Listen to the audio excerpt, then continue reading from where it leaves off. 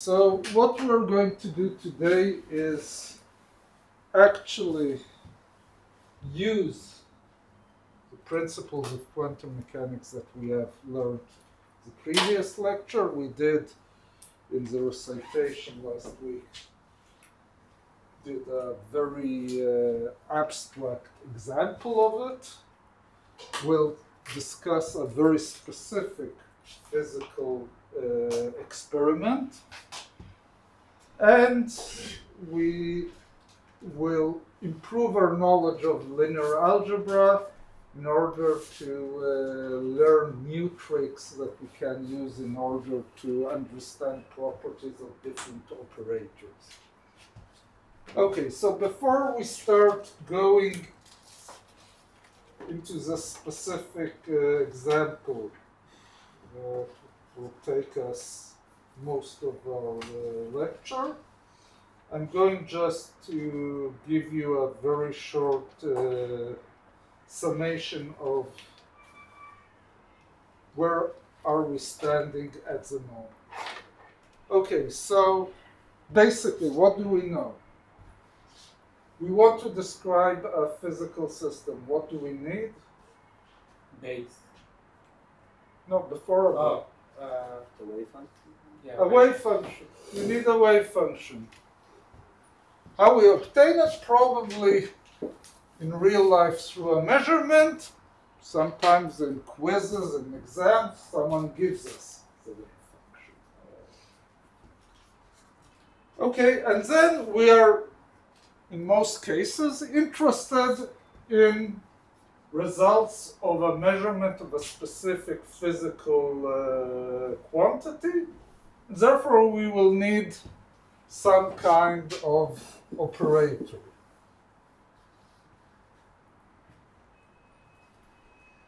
Okay, now we come, as Almog has pointed out, to the point that we should write down the wave. If that's what we are interested in, we should write down the wave function in the basis of this operator.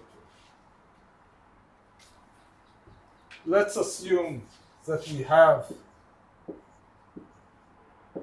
some basis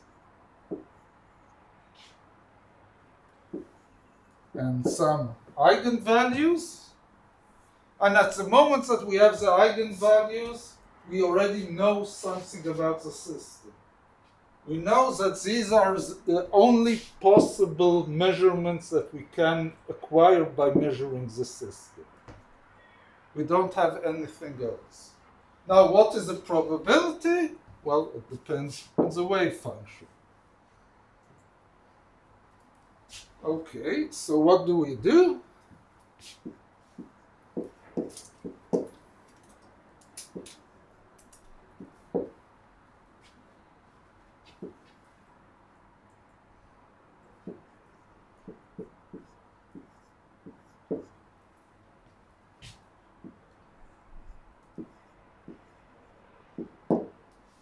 We write down the wave function in the basis of the operator. So we have two bothersome mathematical steps. One is to diagonalize the operator. And the second is to perform a scalar multiplication with our wave function. At this point, we basically can say, you want to know what is the probability of measuring a specific value.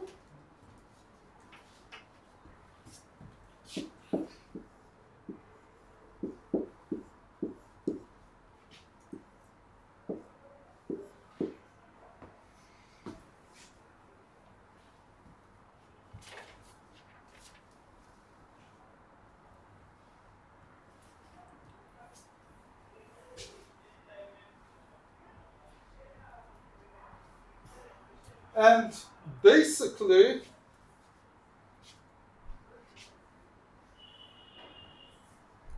if I want to know expectation values or average or any moment of this operator, Well, I can use the language which we did before, and now we will see what it actually means. This is the way that we define how to calculate the average. Well,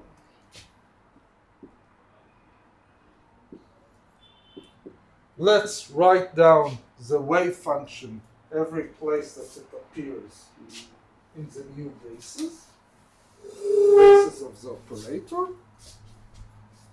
So,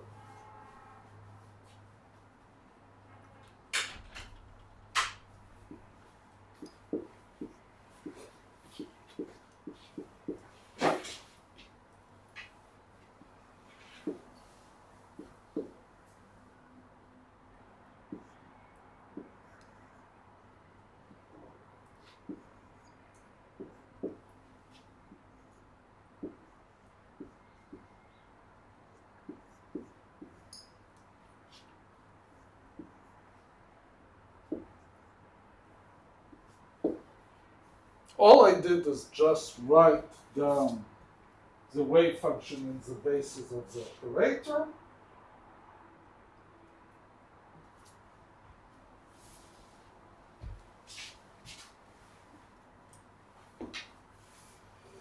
Now, these guys are numbers, so I can move it before the operator.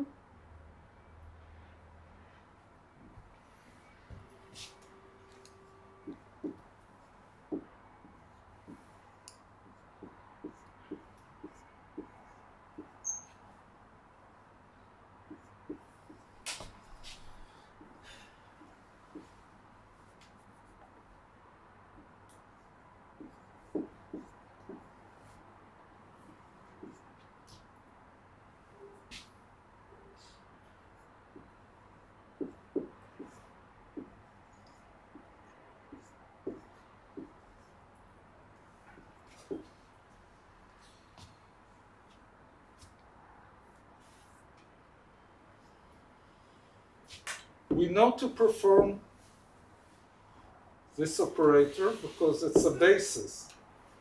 So it will give, according to the eigenvalue and eigenvector equation, I can write it down.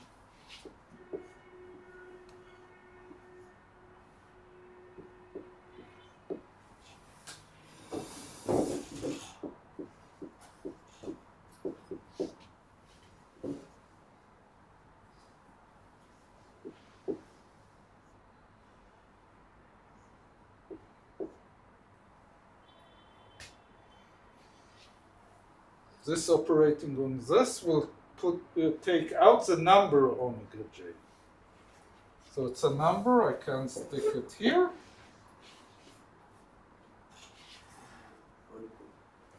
Omega I, omega j. It's a basis, it's also normal. So this thing is simply delta ij, and I end up with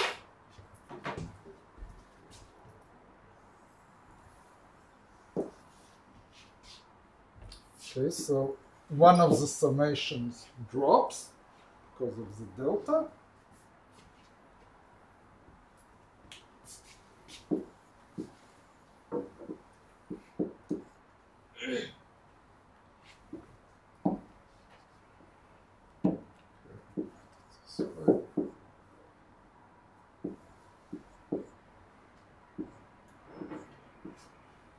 Because I have here complex conjugate and j is now equal I.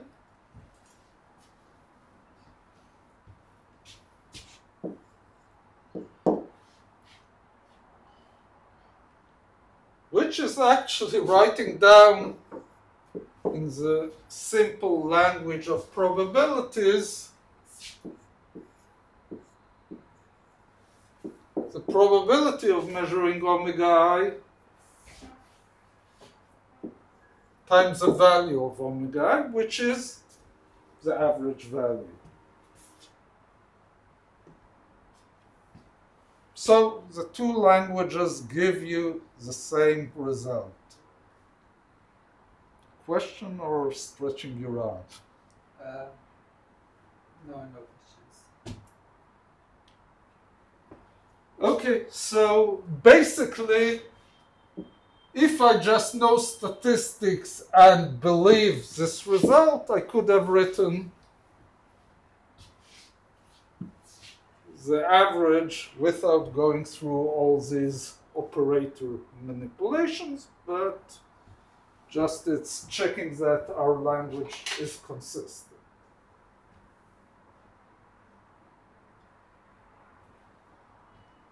Okay. And until here, nothing is really surprising or going beyond our classical intuition once accepting this rule. But now I come to the procedure of measurement.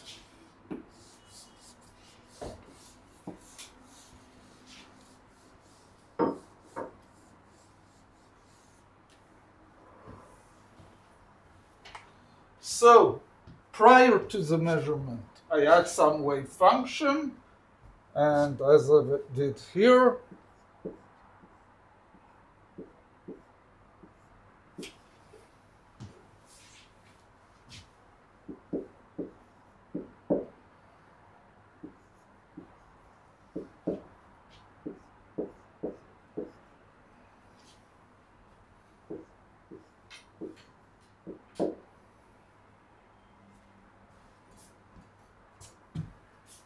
okay.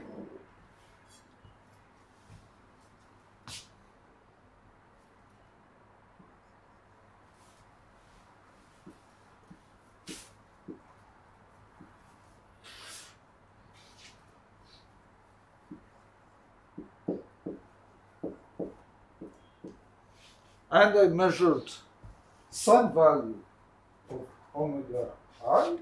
If I repeat the measurement time after time after time when I'm preparing it with the same wave function, and we'll see a physical example, how do I do it? I will get, once I plot how many times did I measure a particular value of omega I, I'll get exactly this estimation of P of omega I. But for a particular measurement, I measure some value. It could be high probability, low probability, doesn't matter unless it's zero probability, then I can't measure it. Okay. So what will happen at psi t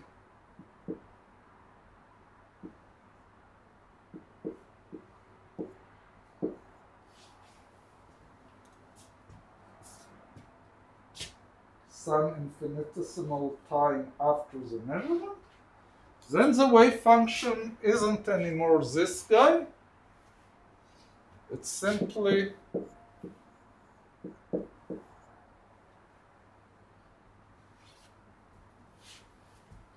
this value with normalization 1, y1, because I know that I measured it.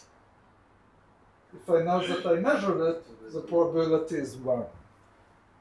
And from there on, the Hamiltonian takes over, and I have a development in time according to whatever Hamiltonian governs the system.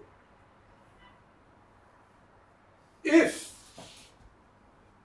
the Hamiltonian and my operator have the same basis, then I know that this value will remain, will prove it. If it has different bases, it will develop and suddenly we'll get some wave function that is not necessarily with probability 1 of the measured value. But you measured it after you... I measured, now I'm waiting an additional time. while the system develops according to some. No, but you measured it when it was in the base of the Hamiltonian. You cannot measure before. No, I can measure it.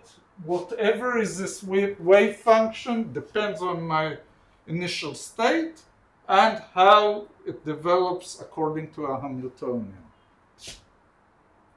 I'll give you a very intuitive physical experiment that demonstrates.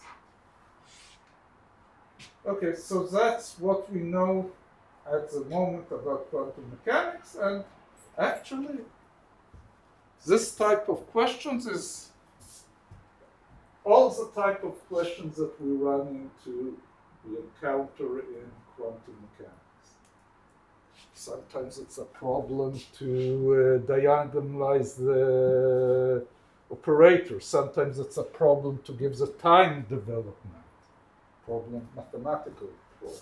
But conceptually, this is all we do. Okay, so let's introduce the Stern-Gerlach experiment.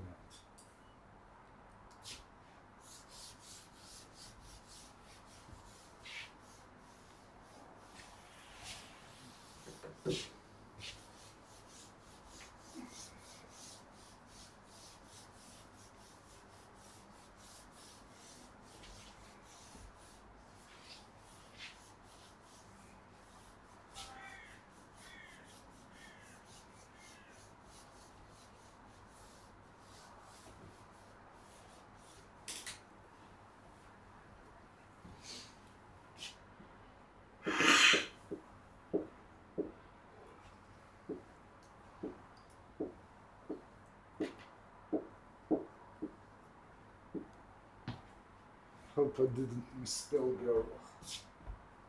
Okay, Stern was a very famous experimentalist which had a professorship in Hamburg. It's in the folklore of physicists, lots of stories about him. One of the most famous is about the Stern effect. We decided that any time that an experimentalist, that a theorist goes into his lab, something breaks up. So and the worst in it is Bohr.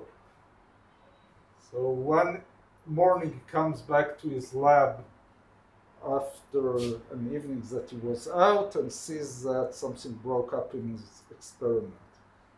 The first thing he checks, where is Bohr?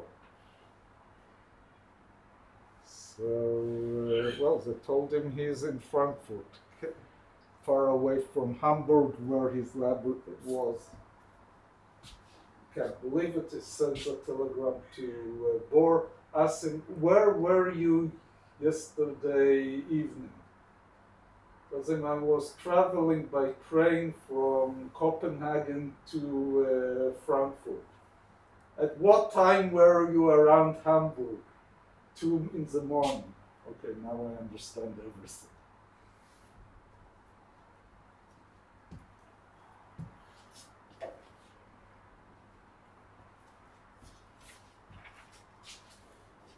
Okay, so what's the experiment?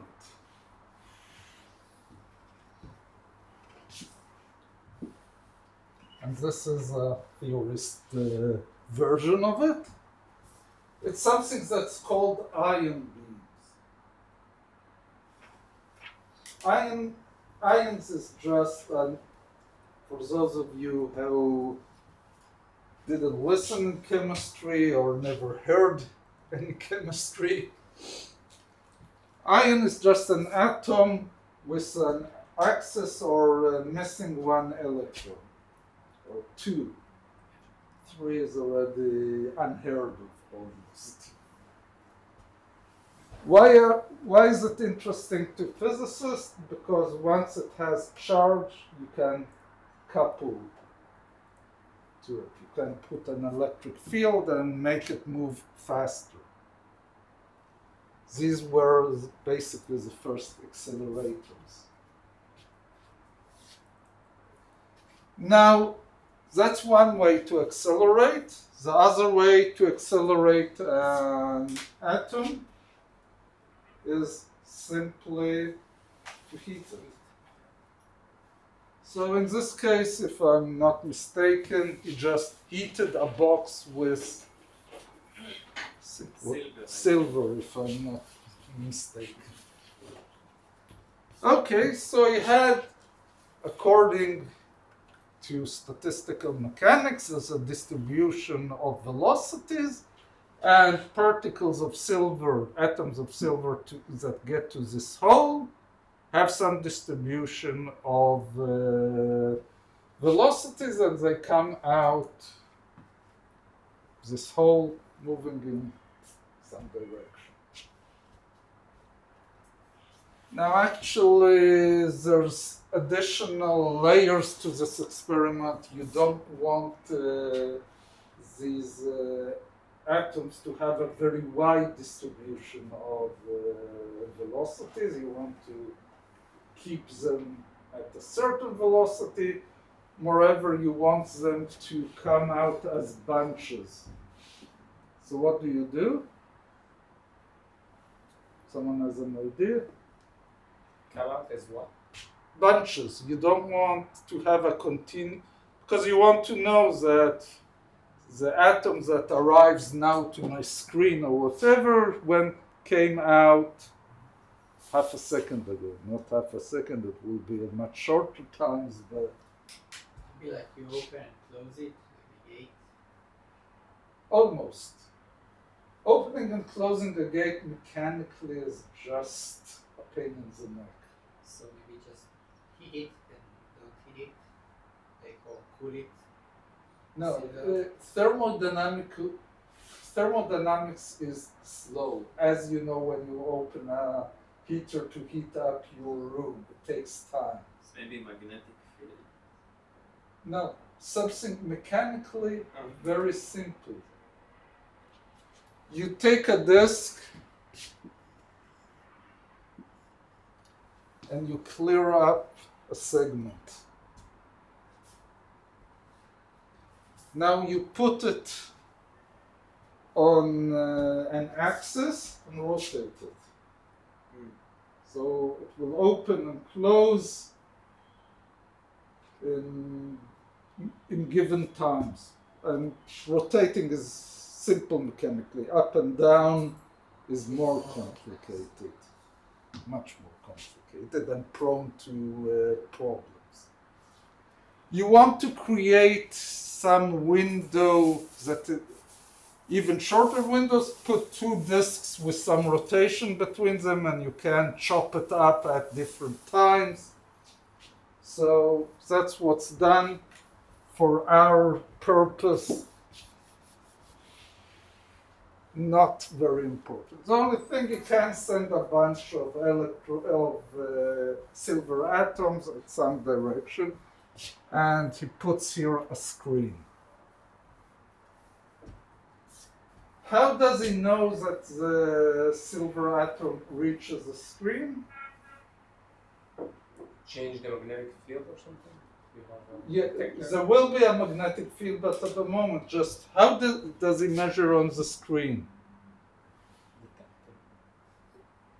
Well, what kind of detector? Detector is good for me as a theorist to say the experimentalist go use a detector, but he needs to put something. That change the heat or something? Same as Complicated, 1920 something, too complicated. No electronics. Very high energy particles, they would use a fluorescent screen, and when it hit you would have a flash, and actually a terrible apparatus for students because they had to sit in complete darkness. So for a few hours, so their eyesight will adjust to very small signals of light, and then watch the screen with a microscope and write down on a piece of paper each time that they saw a flash, and sometimes it was important where is the flash.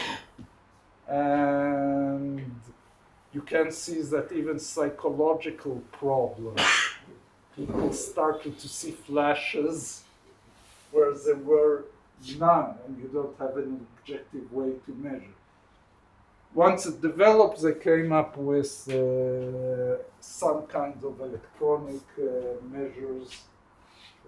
But in this experiment, they even didn't need that. They took simply a screen to which silver adhered sticks. And then basically, you stick a screen, go have lunch, come back and see if there's a layer of silver on the screen and in which region. So you can say, where did the atoms reach? Okay, so it's known that a silver ion has a magnetic moment. So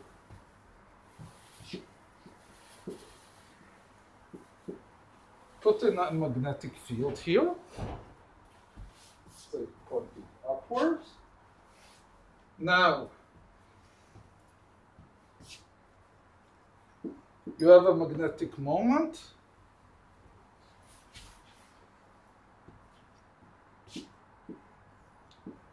You have a magnetic field. There is some constant which is very important in the development of quantum mechanics, but for us at the moment, we'll call it just a constant, the G factor.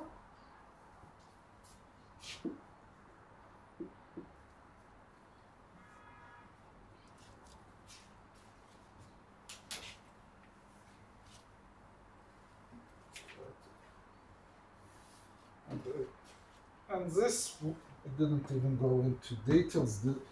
The important thing is that in naive guess it should have been 2, and it's not 2. It's 2.0 something.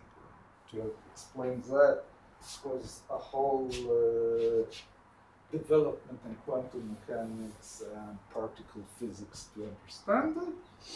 And this is the energy, so you can write down a force of it. And the simple and most naive assumption is, okay, the atoms come out of here. Mu is randomly distributed all over. So something that was up will be pulled down, something that was down will be pulled up, something that was in 90 degrees its position won't change at all. So you're coming in here and you're opening a whole fan of possible trajectories of these atoms depending on what was their magnetic orientation once they came out of this box. And you'll do this experiment, come back after lunch,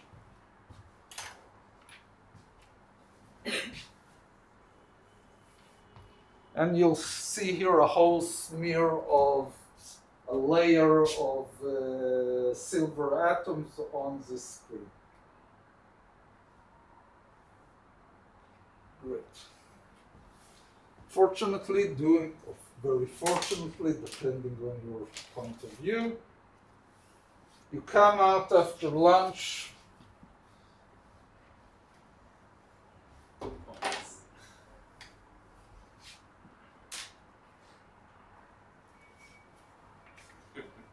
You see 2 points.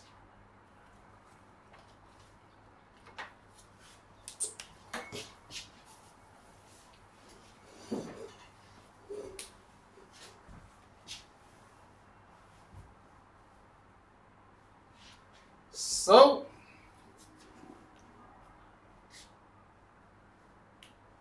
classical physics can't explain it. There's no reason in the world y out of a thermal distribution of atoms. The magnetic moment, which should be in all directions, comes out in two specific directions. Comes in quantum theory trying to explain this result. Okay, what do we know? Okay, at this stage we are already experienced quantum mechanics. And we know that if you measure two values, you have a Hilbert space of size 2.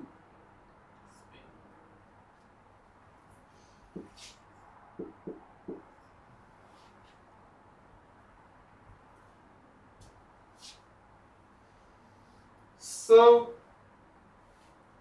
and it's known also as spin half. Why is it half?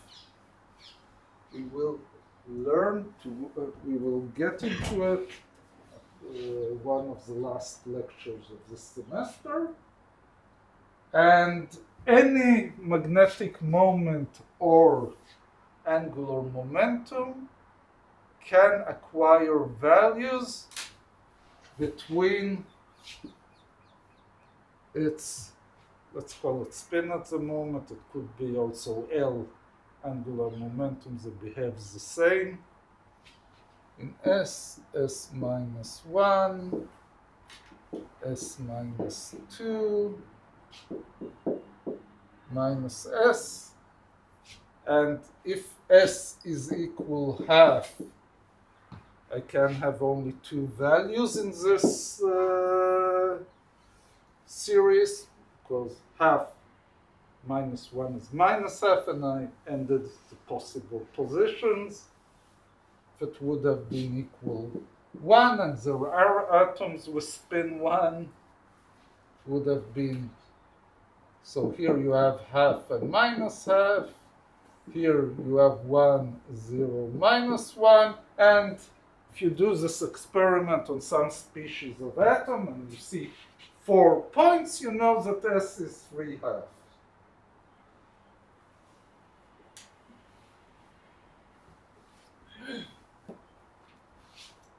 You can't have anything beyond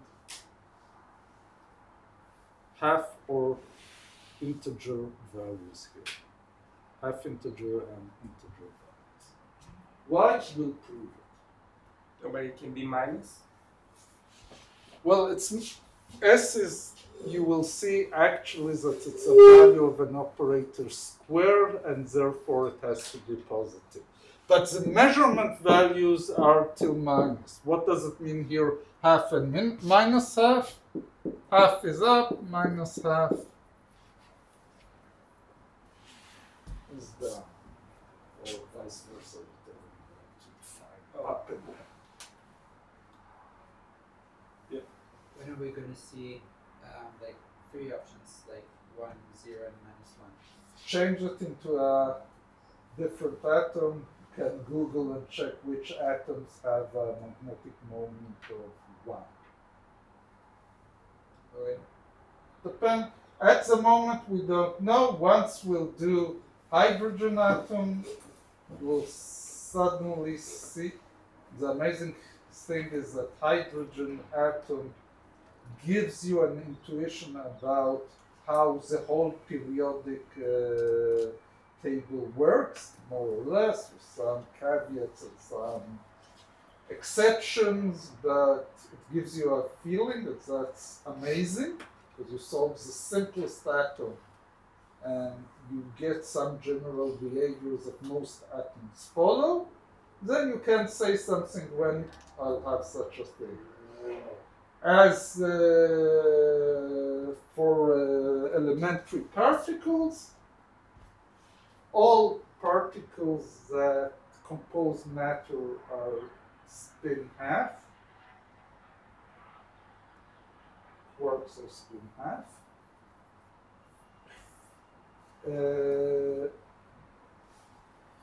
particles that transfer force, like photons and gravitons. Photon is 0, graviton is 2. And that I won't explain in this course. Okay, but it's the same mathematics. Some operators that this. Okay, some intuition you can gain into it. Why do you have momentum conservation? You learned it in classical mechanics, analytical No mechanics. forces out of no forces out of the system. No forces, but asymmetry. Oh.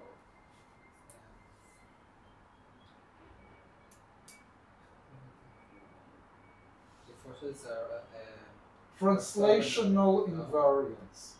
The universe is the same here and here. You don't have new Yeah. rules of physics once you're going from here to there. Seems the same. Then momentum is conserved. You have something like a force that is different, then suddenly momentum is not conserved.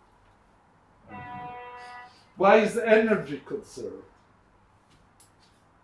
Translation in time. Doing the experiment now or doing it a week ago or in a week shouldn't change the result unless something changes.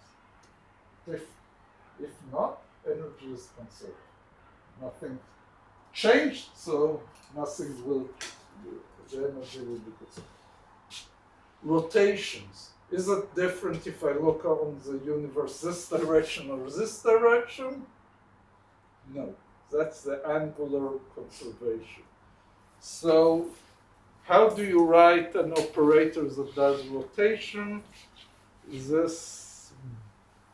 These results come out of the construct of an operator that represents rotation, and we'll do it. Don't worry. But a particular physical system can have some property of angular momentum or spin. Actually, it makes a huge difference. Let's say usual electrons in a metal are spin half particles. You did statistical mechanics. no, not yet. No one here did? No. Okay, so they have special properties. It's known as Pauli exclusion principle. No two electrons with the same quantum numbers can be in the same state. It's either 0 or 1, but not 2. I think we learned it in modern physics.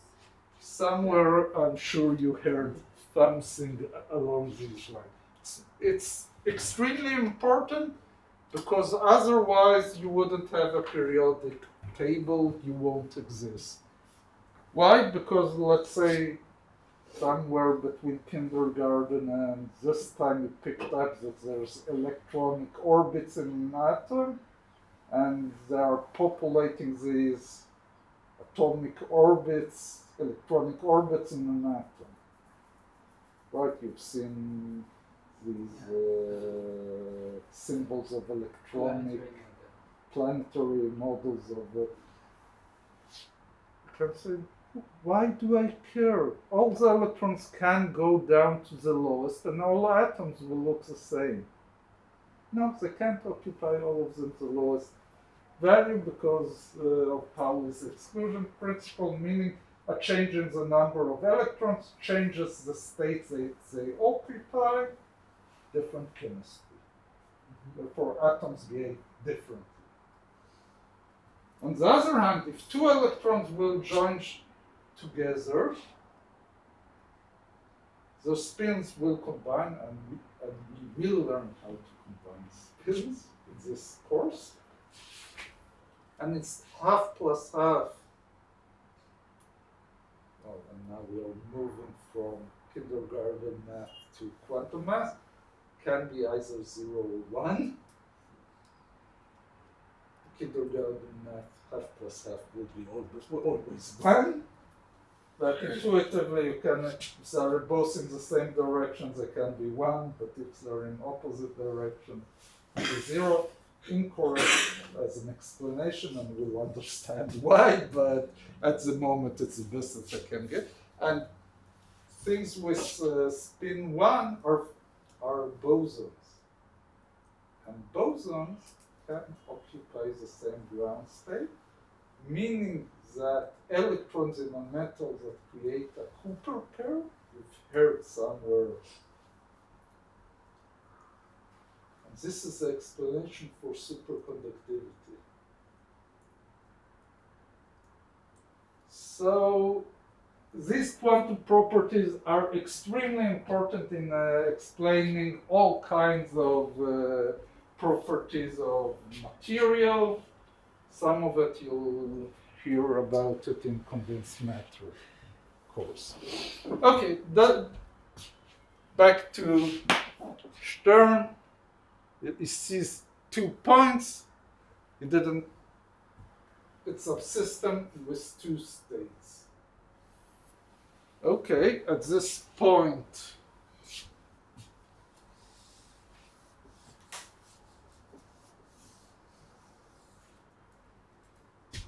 we know that in some bases, and we'll choose the easiest basis for us,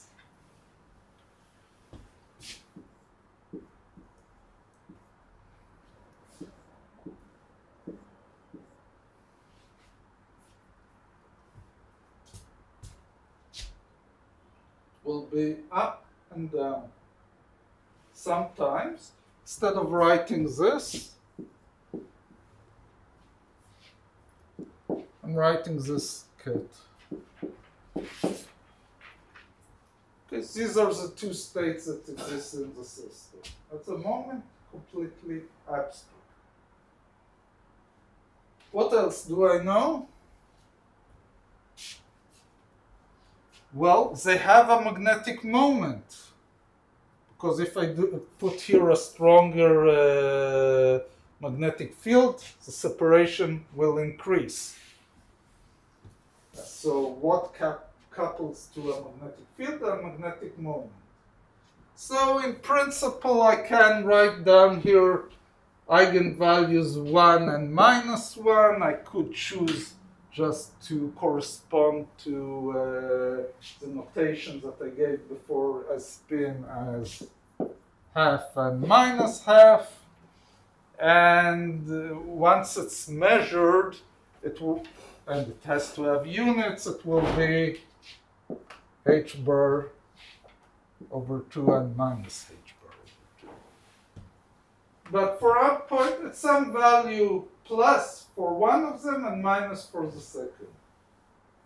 Whatever I want to assign, as long as I keep myself in the same notation, everything's good.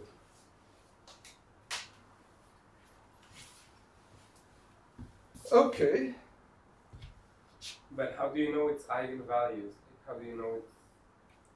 Because I want to measure mu, I know that this one is some constant, this is B, which is a knob that I turn. Oh, it's operator. Right. So I'll have here, I have to find what is the operator. And assuming that putting my magnetic field in the Z direction, but putting it in another direction, I still can call it Z. But choosing a direction is my prerogative.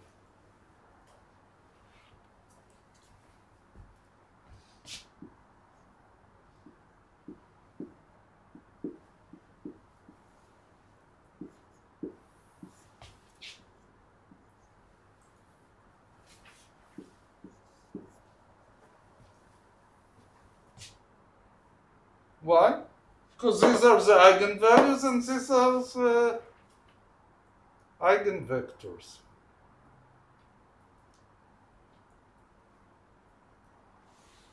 this guy, if I diagonalize it, well, it's already diagonalized, I see that the eigenvalues are 1, 0, and 0, sorry, the eigenvectors are 1, 0, and 0, 1.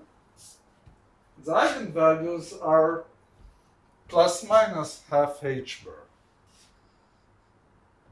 I constructed it this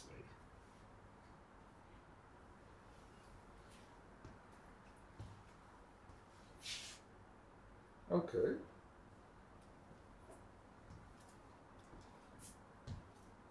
But what is the vector? I don't understand. It's the state of the magnetic moment of this silver atom. It has two values. You can ask me what happens with its position. I'll tell you I'm not measuring it now. I don't care and I don't have to describe it. Okay? That's always what you do in physics, which is not what you're doing in things like biology or chemistry. You're always moving yourself to the simplest questions that you can ask that contain some information. You don't try to if now you would want to write a wave function that incorporates the position and spin, we can do it, we will do it, but baby steps, one step at a time. Now we're only interested in questions that are connected with the magnetic moment, with the spin. Okay, lovely. We have all our mathematics, but in truth, what have we gained from this notation? Nothing much. It's just putting in words the result, well, putting in mathematics the results of the experiment. And that's usually what happens when I describe a system. I start from describing the results of the experiment. Now I'm going and asking questions that are beyond the result of the experiment. And I'll give you an example of such an experiment. Okay. So I did this experiment and I know what happens here. Now I want to complicate this experiment a bit. Okay, so I'll erase.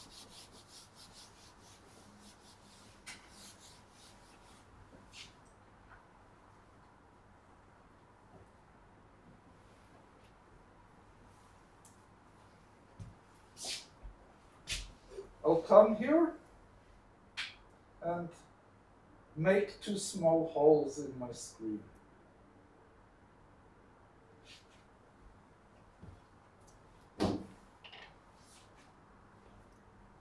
And I'll stick here another screen. Okay, so what happens here? The beam of atoms will come here and continue.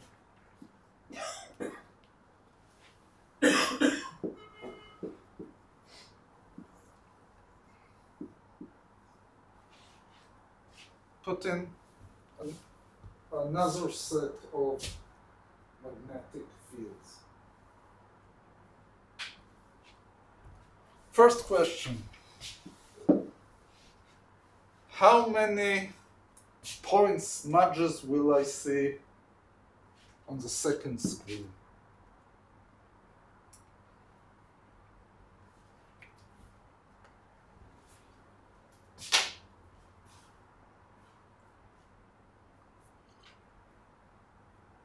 From our knowledge of quantum mechanics, what we know at this point. 2. Correct. Why? Because you measure 2 and it's the same base, and it's going to keep remaining the same base. Exactly. Once I opened here two holes, I know that from this hole will emerge only Wha-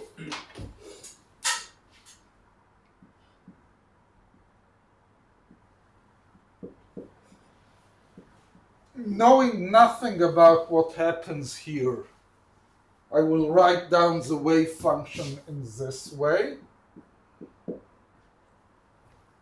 Because I know nothing, there's some amplitude to be up and some amplitude to be down. The two smudges are the same size, I know that alpha square is equal to beta square. So you don't know about anything about the beginning, but you know something about But- the measurement. Here, I actually performed a measurement because only guys with spin up will go here or down, and only guys with spin down will go down here. So once I reach this hole here, I'm sure that an atom that went through here has already a spin up. And the magnetic field will push it even further, but won't split it because there's nothing to split here. So this guy will continue and create a smudge somewhere here. This guy, which is down, will continue and create a smudge somewhere here. But the second measurement didn't create new points.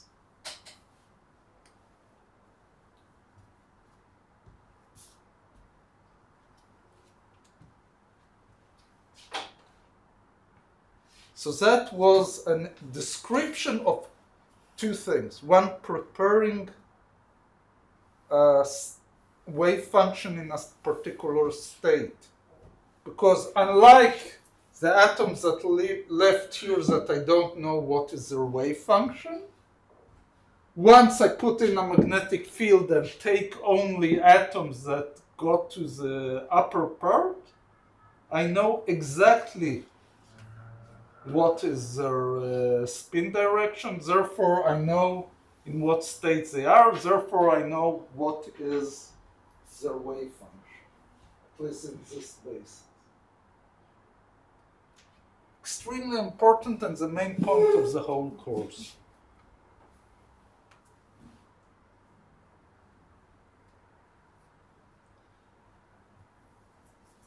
Okay. So far so good. Something trivial but important to illustrate.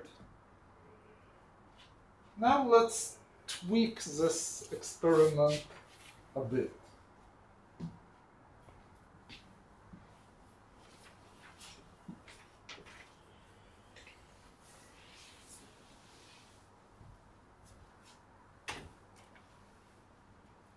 Yeah. Would it behave the same way if it was light instead of silver?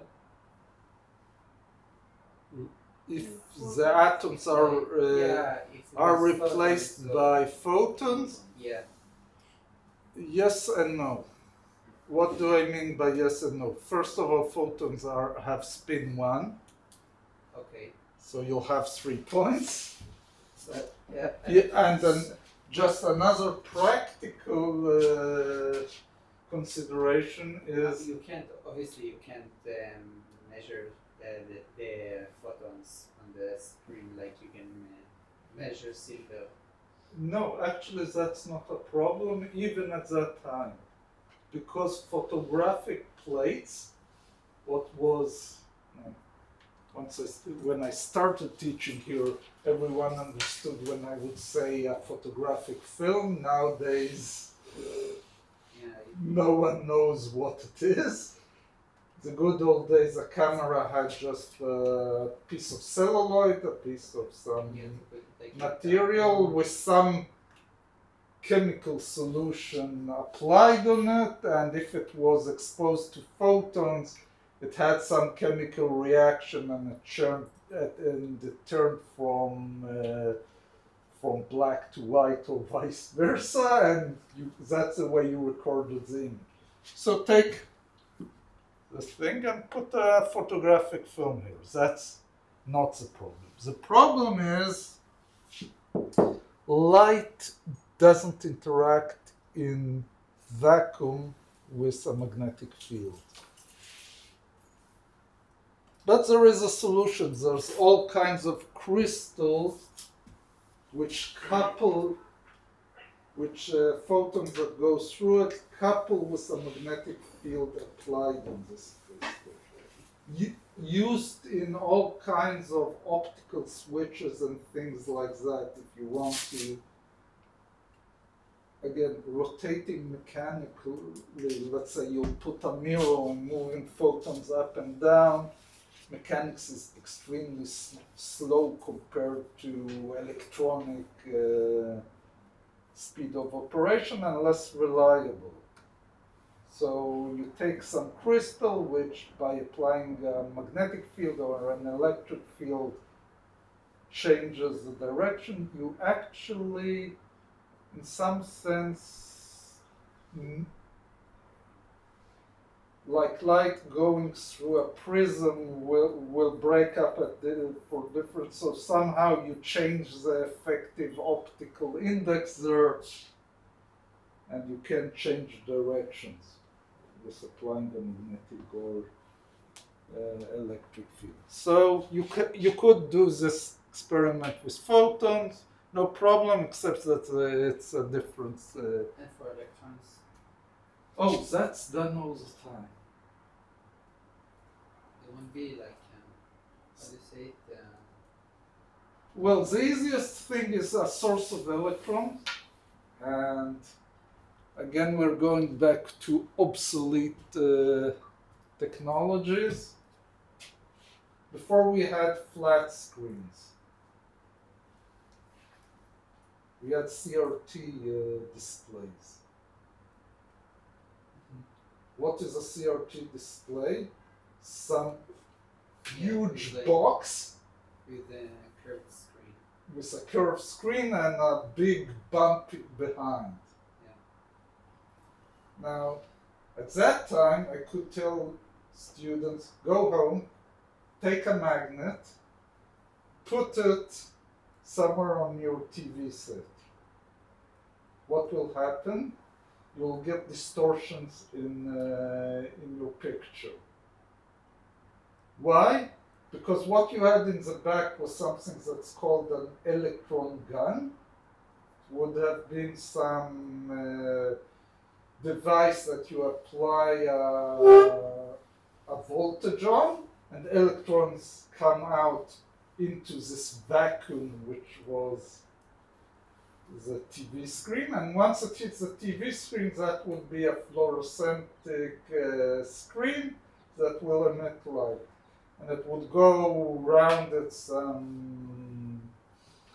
20 or 30 times a second, mapping all those points, and you would get an image. That was a CRT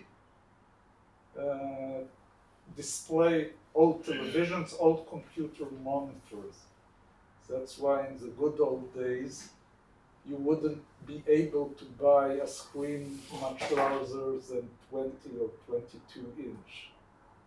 It's not that it's a problem to build a screen that is larger, but you'll need behind it more distance and it would become extremely heavy and just you won't have physical space. If you had a desk and you would try to put a monitor larger than 20 inch, will fall off the edge of this. So, no problems, electron. You can do it also in solid state devices. Let's not go into these details, but all of it is done all the time. Okay, so I want to take this experiment and tweak it, make a small change. Okay, here I put the magnetic field in the Z direction.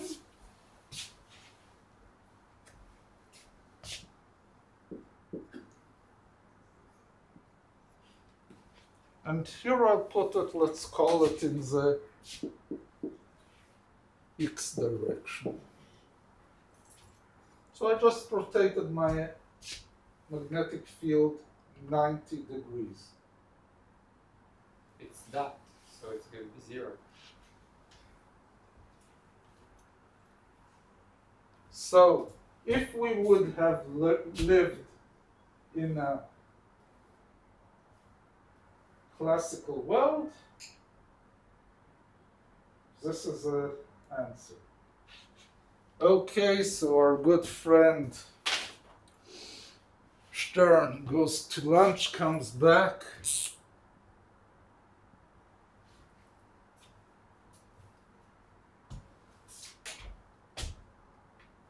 This is 4 points. 4. 4 points. What the hell happened here?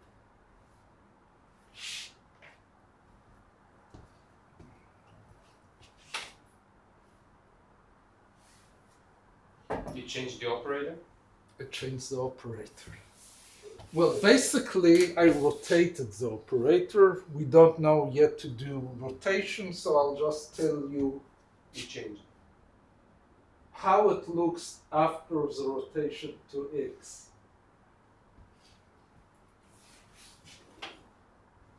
So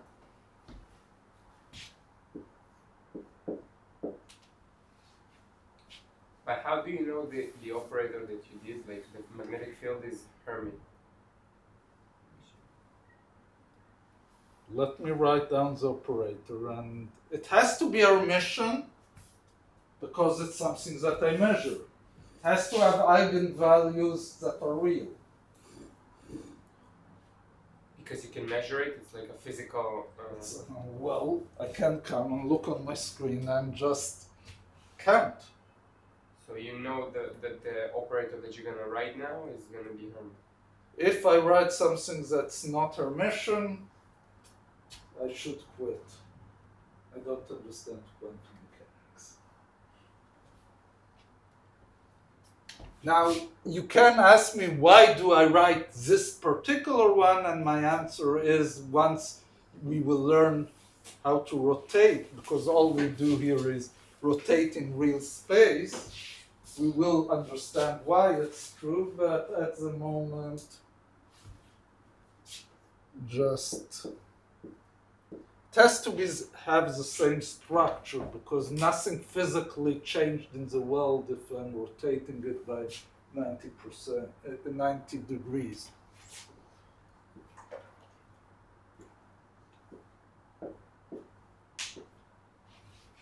This is the operator. Is it Hermitian? Yes, look along the diagonal. It's all real numbers and these are the same. Hermitian. But you said 4 points. Wait a minute. My operator is still 2 because the size of Hilbert space doesn't change because I decided to put my magnetic field in this direction or that direction or any angle in between. Nowadays, in all experiments of cryptography, quantum cryptography, and quantum communication, it's all the time you're talking about, I put a magnetic field or in 45 degrees, in 90 degrees, in 30 degrees, all these protocols are playing with some rotation. Okay. Great.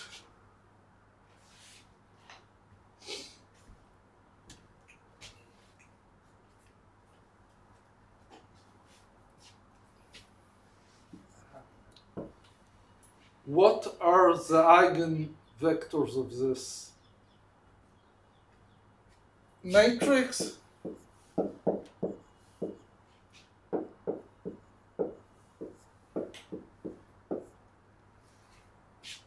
Climbing like this, check directly or perform the diagonalization, you'll see that it works.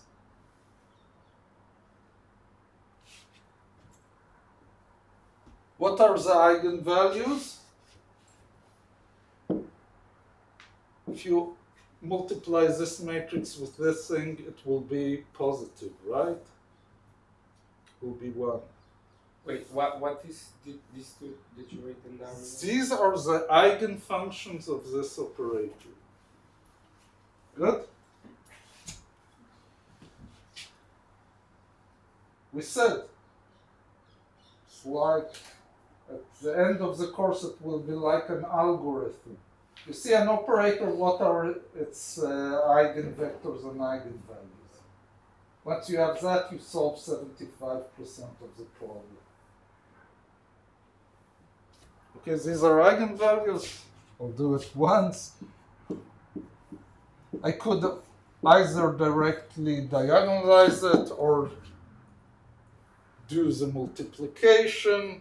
Here's 1, 1, right? Okay, so this guy has a eigenvalue of 1, but we multiply here by half h bar, so the eigenvalue will be half h bar.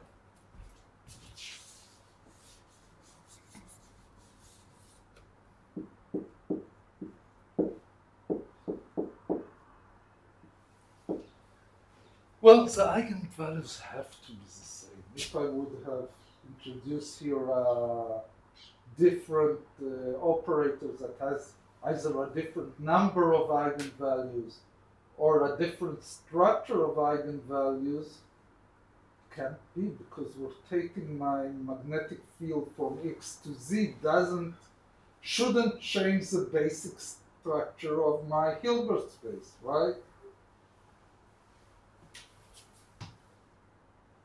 Okay, so I have this guy. Okay, let's write this guy in the basis of Z. Okay, after I've measured it,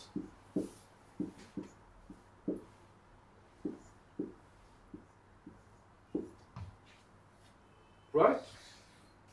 Amplitude 1 and just 1.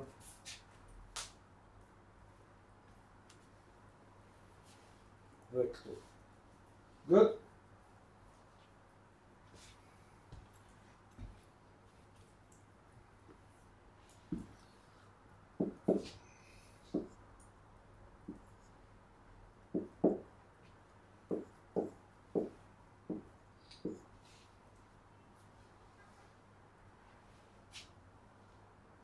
Okay, I just want to give a symbol. I've called it X there. You now want to make it clearer. So this is the X. I'll write X plus X minus. I have the freedom to call it whatever. So psi is this guy. But I want to write it in this basis. What do I do? Oh, I'm already an expert at writing it at different bases.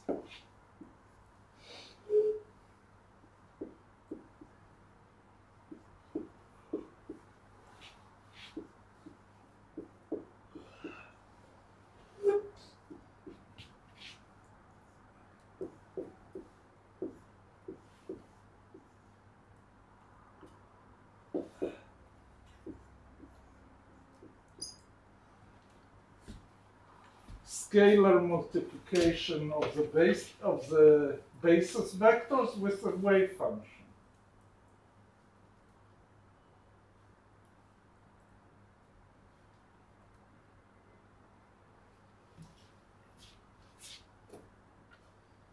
Just tired or not comprehending? Both. Okay, tired I can't solve, but to comprehend, ask questions.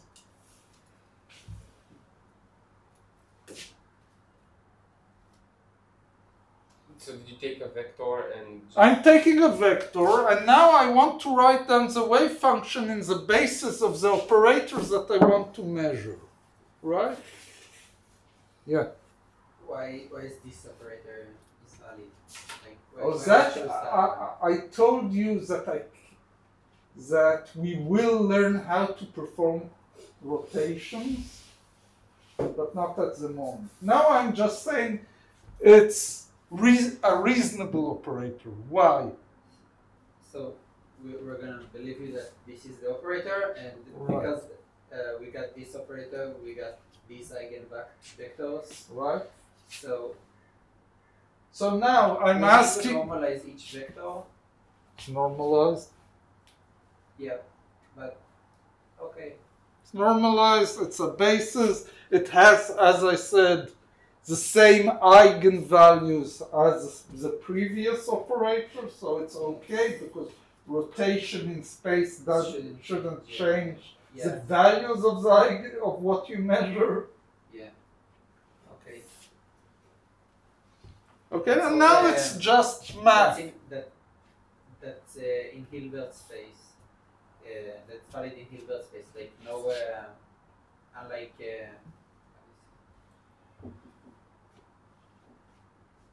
I forgot. Never You forgot, or it's a No, I just problem don't know in how to English. say it. It's an So English ask problem. in Hebrew and I'll translate for Joseph. זה פשוט בגלל, כאילו יש פה שמירה של גודל מסוים של הערכים העצמיים, כאילו זה הכוונה, שחייבת שיהיה שמירה של הערכים העצמיים, כי נגיד בגמרנו אז ביחסות שזה לא בדיוק סיבוב רגיל, זה סיבוב היפרבולי, אז כאילו יש ערכים אחרים שנשמרים. Okay, the question was in rotation in special relativity, I might change the size of the eigenvalues. Okay, first of all that we are learning in this semester and next Yeah, I know, it's not it's not relativistic. Yeah, but in general, No, like but in general, look, it's it's simple. regular. It's simple logic. Okay. The atoms that come out from this box, do they know in what direction will be a magnetic field? No. So for them, it has to give you the same result. If it's in this direction, this direction, doesn't matter. Yeah, okay. So the results of the measurement will be plus minus half h bar, no matter in what direction you stick your magnetic field. And therefore I have to have the same eigenvalues. If the results depend on some direction, so the transformation is more complicated. Okay. Why do we have the H-bar? Just for units.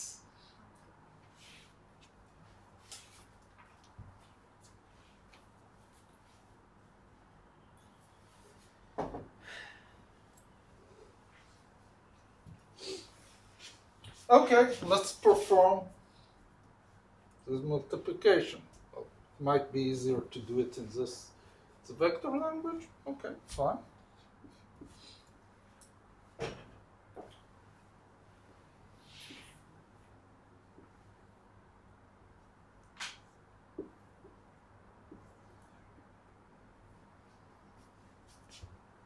Okay, I wrote down this guy, I wrote down this guy, I multiply, scalar multiplication, 1 times 1 is 1, 1 times 0 is 1, so I have here 1 over square root of 2.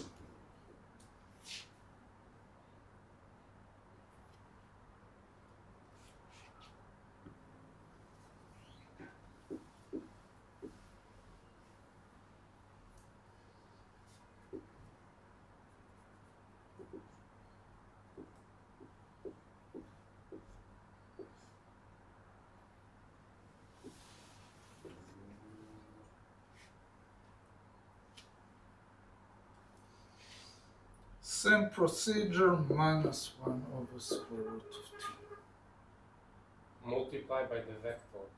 Multiplied by the vector. What is the probability of measuring in the x direction? Half. And in the in the minus direction along the x? Half. Half. So I'll get from each wave function here, I'll get 2 possible measurements. And sorry, here I created some, it's not good graphics because this transforms to another axis. So I'll now draw it a bit more carefully. So now I have to introduce. The mirror is on the x direction. So I'll have 2 points here in the x directions and 2 points because this is the z direction, this is the x direction. Splits into 2 points along the x direction because that's the direction of the magnetic field.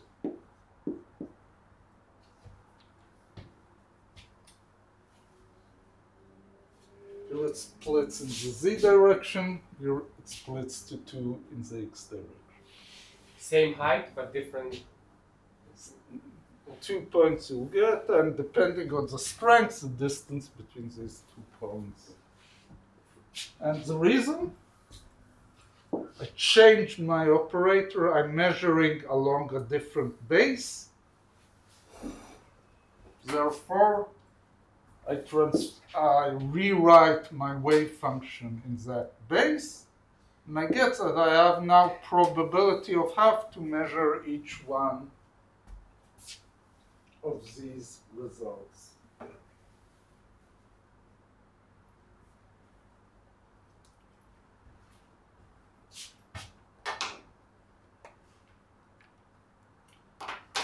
So, measuring in the same direction doesn't change anything because the wave function already collapsed. But a wave function that is collapsed in one basis is not necessarily collapsed in a different basis. Therefore, if I change the basis, I can get different probabilities to measure a result. So, in what direction? Okay, here you could tell me, okay, for some reason we have a it's either coming out up and down, and this is what this measurement teaches us. But if I continue here, I'm out of explanations. Because if I measured here, it's up. It's not in 90 degrees, right? But here I'm telling you there's half probability that it's in plus 90 degrees and a probability of half that it's minus 90. That's quantum mechanics. And the most important thing is to work here in a consistent way. What do I mean? You start with a wave function. Measurement, you collapse it. Ask a different question, change your basis, ask what happens. Now I can continue and make additional measurements, put here something in 45 degrees, here in some other degree, give me the operator representation, and I can solve everything that's connected. Just work in an ordered fashion.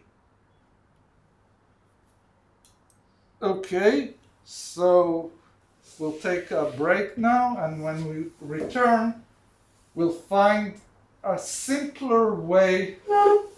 Now, if I have 2 operators, how do I know the 2 successive measurements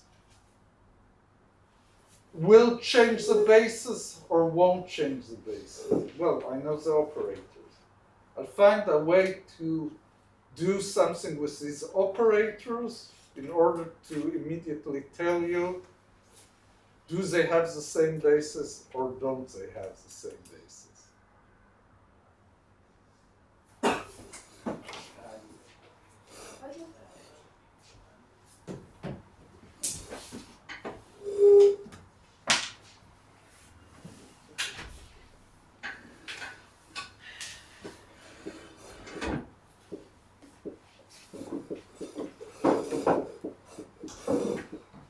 So we're defining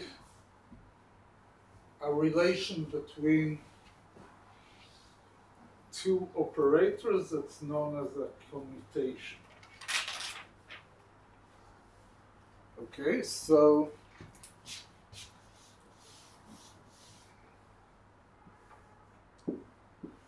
have operators A and B.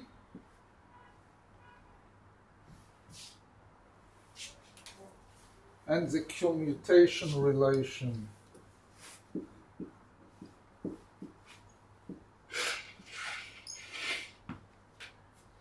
which is written in this form is defined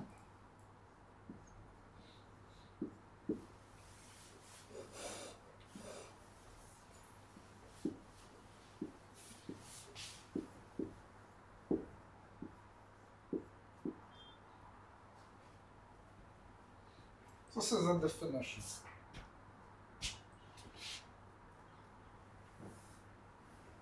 Why it's useful?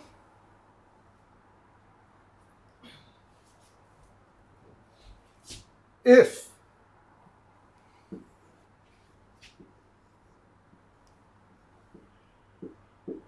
the commutation between A and B is equal 0,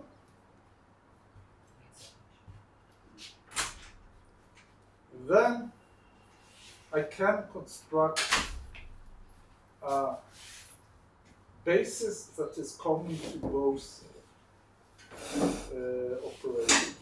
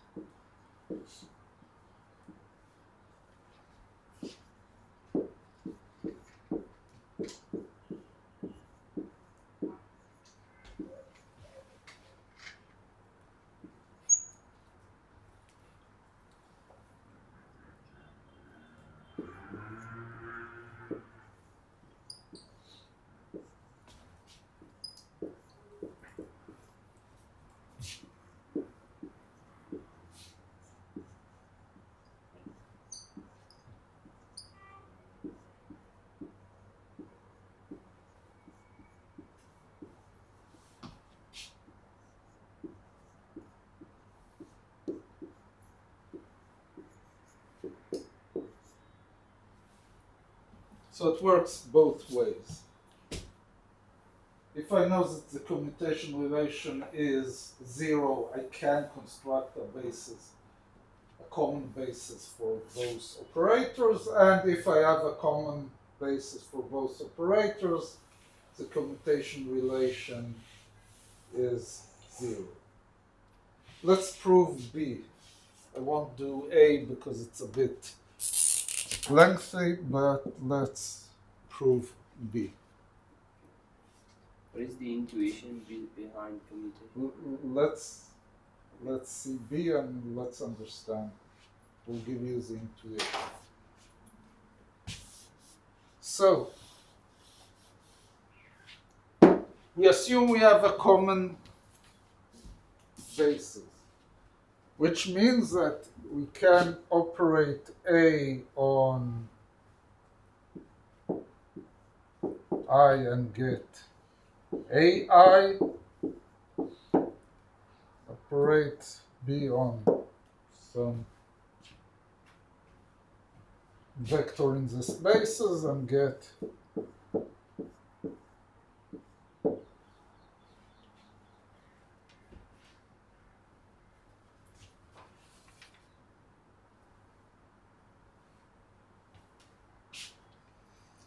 okay, so that's a definition that they have the same basis. And I and J belong to the same basis.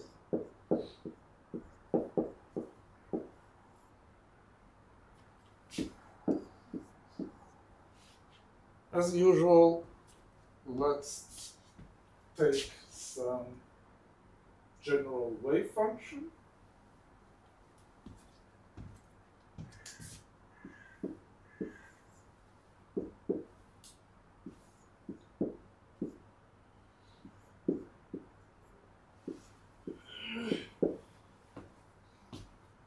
That's always true.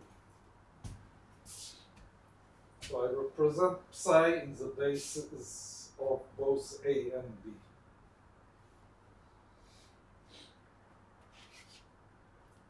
Which I'm always allowed to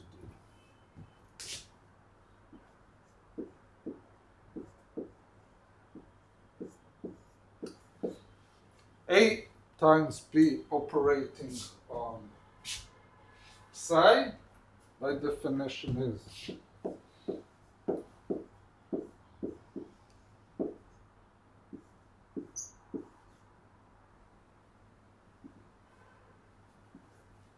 operate B and then operate A.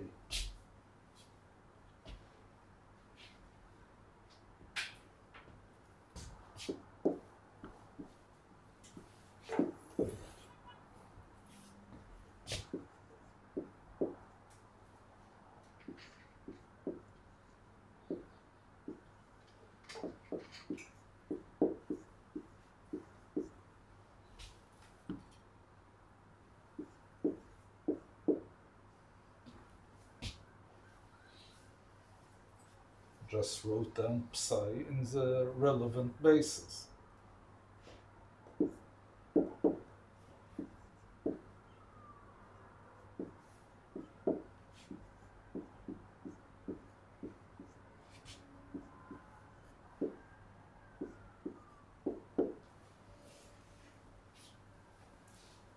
This is just a number.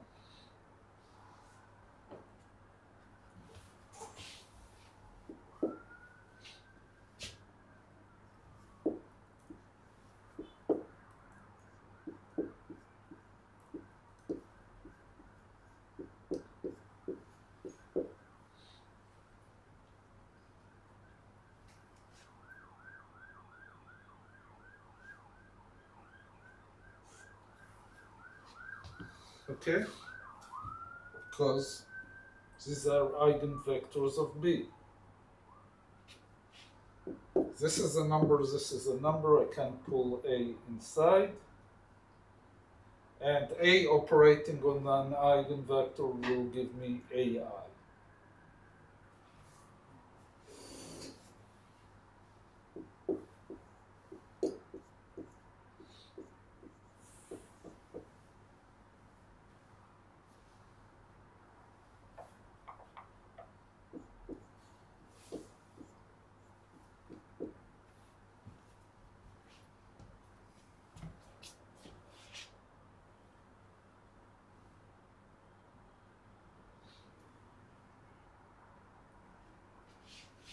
The other way around.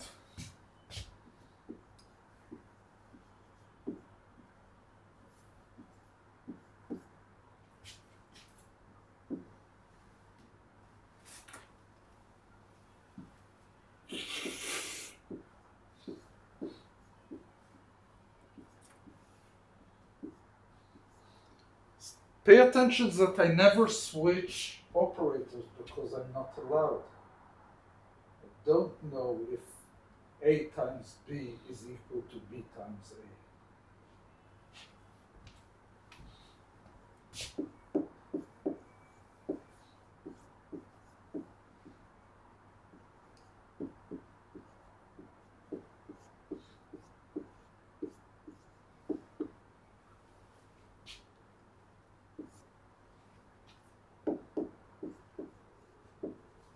Everything is the same,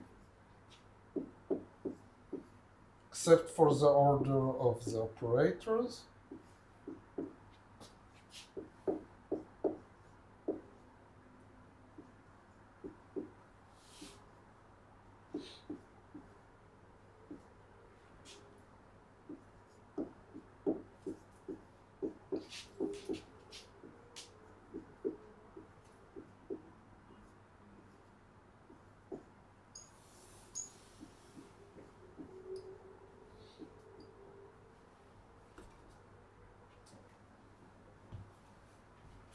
that order of a multiplication of numbers I'm always allowed to change. So this is equal to this.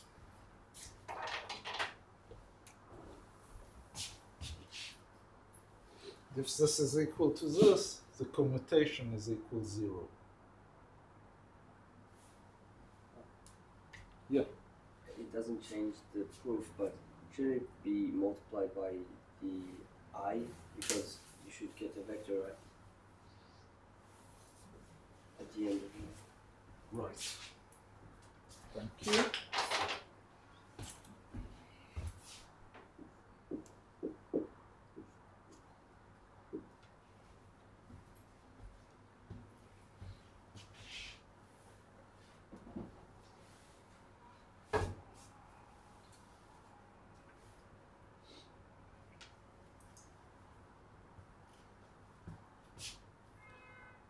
So what does it mean? If two operators commute, if I measure one, I can know at the same time the second, because I get the same eigenvector and I know what its value. The values don't have, sorry, big mistake. The values don't have to be the same. The eigenvectors have to be the same.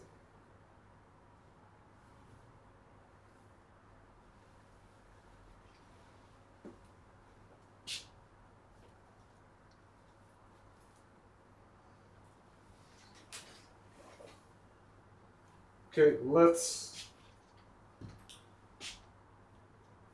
already look into two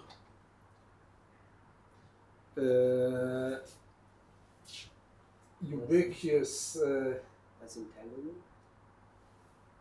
If you think about entanglement is additional a few steps, and actually if we'll have time towards the end of the course, perhaps I'll say something, but entanglement, unlike in perhaps your impression from popular culture, entanglement exists only for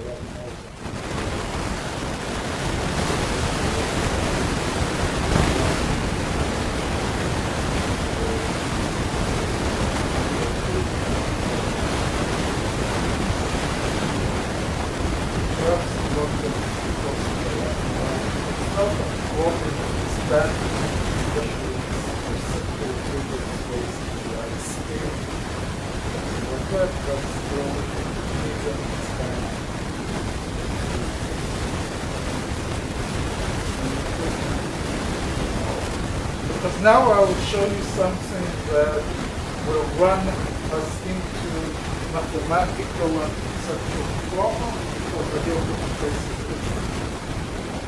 And the two operators that we will consider here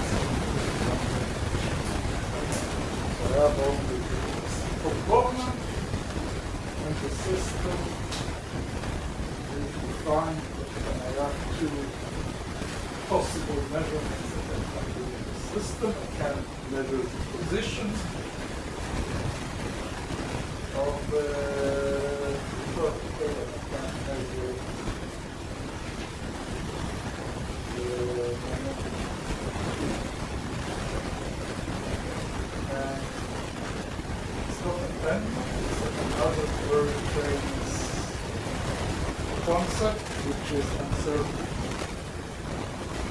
And actually, it's much simpler than all the romantic notions that were attached to it.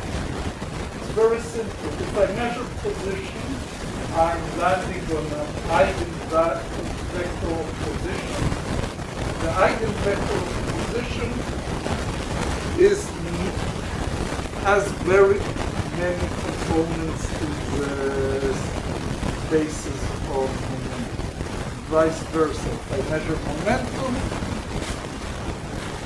it has it's composed from a lot of basis states, spin, position.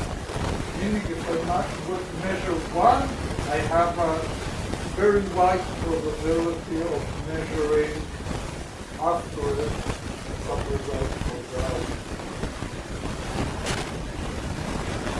That's all uncertainty. That's all what it is. But now the hard part is, what are the eigenvalues and eigenvectors?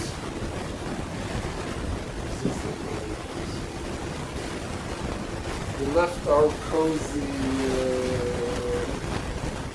finite size Hilbert space and we moved into continuum. As far as we know, position can be any position or three particles.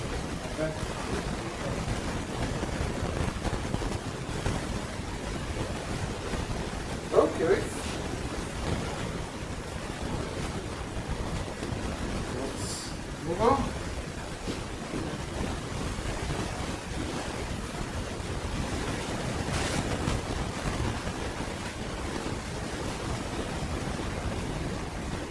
Let's assume that we have an eigenvector of the position of it.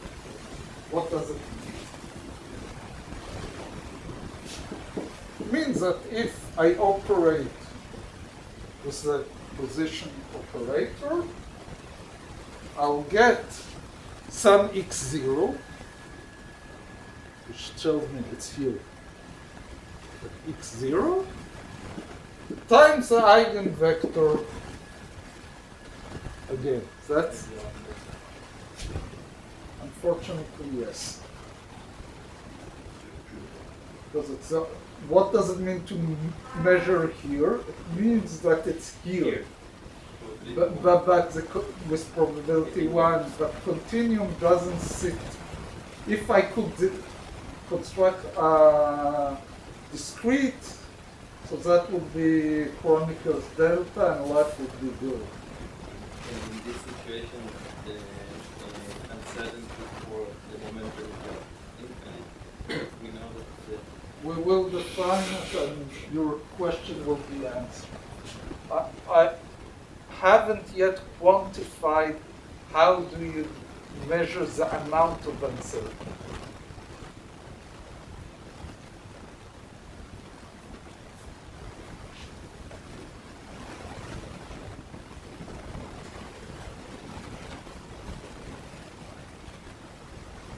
So basically, what do we need here?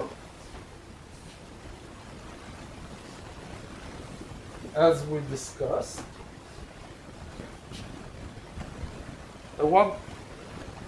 and here the problem is that we will see that psi of x is actually described in the basis of the position operator. So it's confusing. I have two x's here. One x that tells me all possible positions, and one x0, which is the position of this basis vector, which should give me only a result x0. So,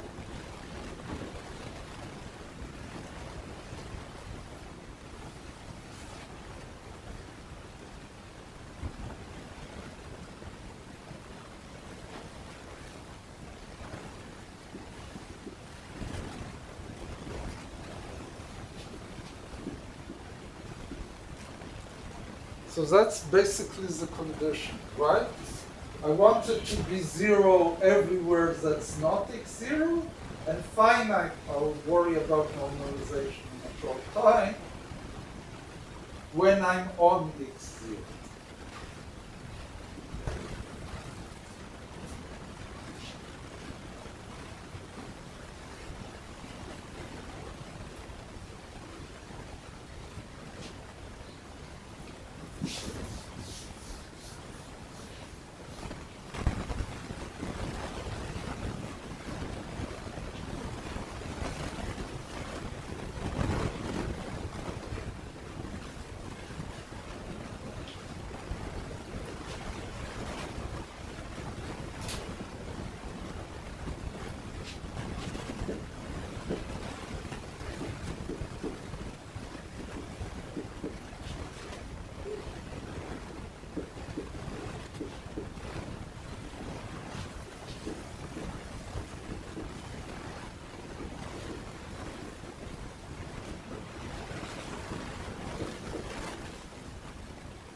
So when Dirac formulated quantum mechanics in this language, which we worked with Brian Keck, the linear algebra description, he had this problem. He doesn't have the appropriate function to describe such a situation, so he invents it. Now, there's mathematical problems with this function, but as physicists, there's also a conceptual problem with this function. This function is actually not in Hilbert space. Why?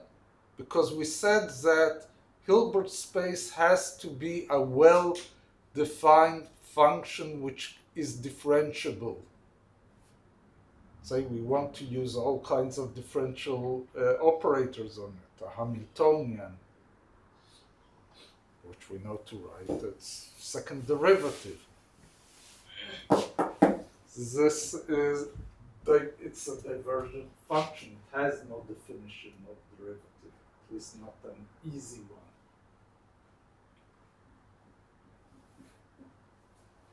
Okay, what does it mean? It means that if I want to write down a wave function of a particle in space, it will never be just this wave function. It will be some combinations of deltas. In a moment, we'll see how to combine it. But it's a problem of Hilbert spaces in continuums that can arise that the basis is outside the Hilbert space. Okay, so mathematicians are very worried. Physicists, as usual, say that we know how to work with it, so don't worry. Close your eyes and just do the calculation.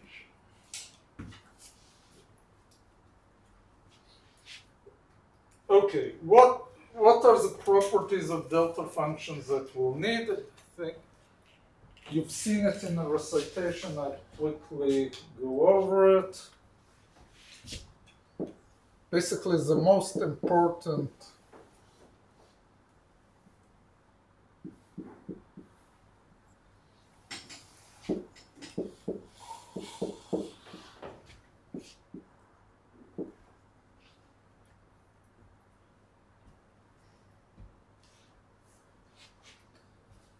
can't even write it.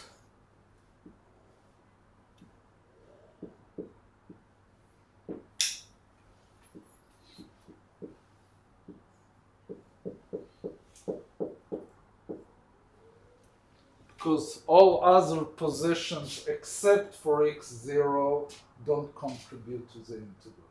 Zero everywhere. So it's normalized. Remember the summation in for discrete Hilbert spaces. Here is an integration. But we'll come back to it.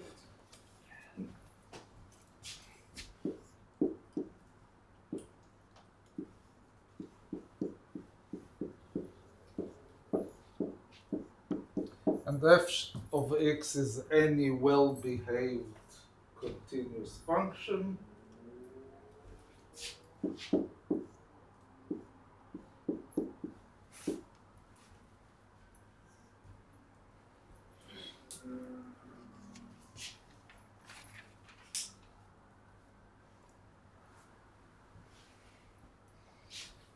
Could play the same game here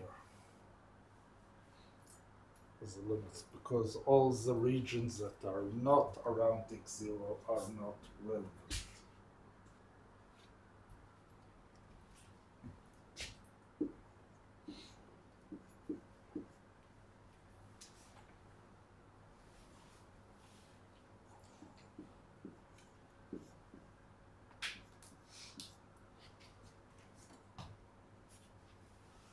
It has parity. delta of x is equal to delta of minus x.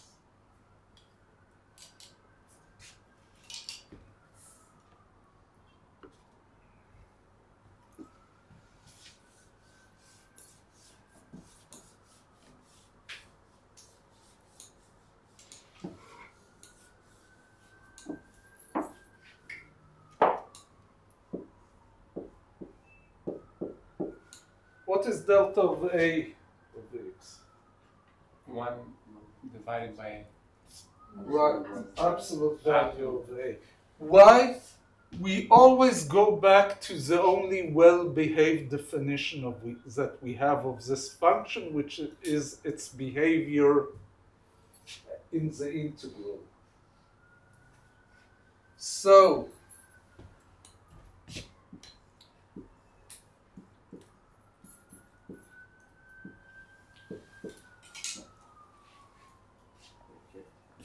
excuse me? If we define the delta function to be 0 anywhere that it isn't x 0, why do we need to say that delta x is equal to an even function? We'll see in a moment.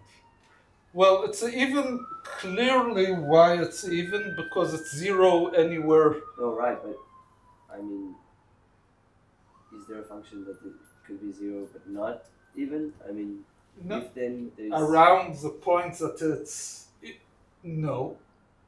Oh, this is just okay.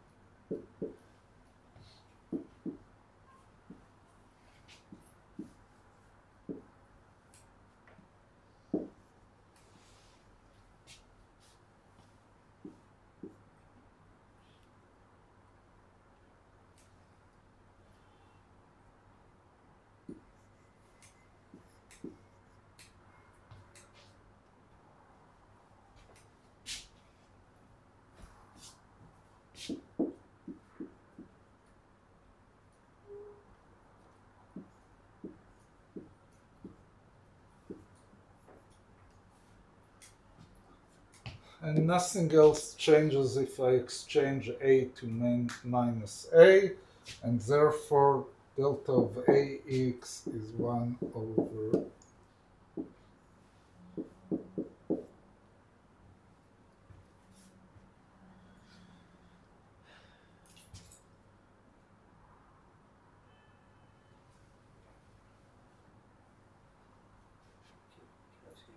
sure. If you look at it only as like the Dirac's delta function, is the uncertainty principle a side effect of, No. of Now we're doing just the mathematics of delta function. In a moment, uncertainty you need to do with an additional. no, I mean it's like a side effect of Fourier transform? Yeah, wait a minute. At the moment, why Fourier transform is connected to anything. I just know from waves that if it's tighter in x, then it expands in k. It's just a side effect? Yes, but we didn't explain what is the connection to k. We'll need to find the eigen function of the momentum operator, which at the moment we didn't define. It's just a side effect? Our life is just a side effect. Yeah. But how it's related to communication, like how P and X. At the moment, I'm doing mathematical properties of delta function. As we know, you have two operators, you have to understand their eigenvectors and eigenvalues, and then see how they work together, right? At the moment, we are starting to define the eigenvectors of the position operator, and we didn't say anything about the momentum operator. Delta is the eigenvector of the position. In a moment, once we understand its properties.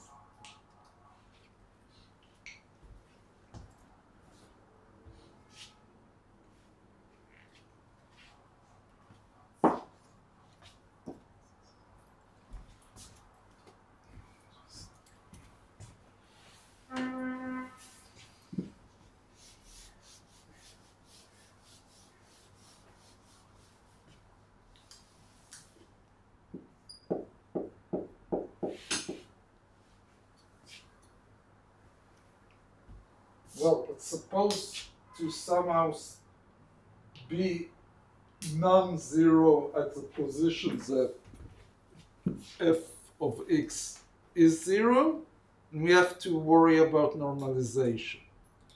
Okay, I'll write down the result without going into details. Can open up Arfken, Boas, or any other mathematics for physics, and we'll get a more complete explanation.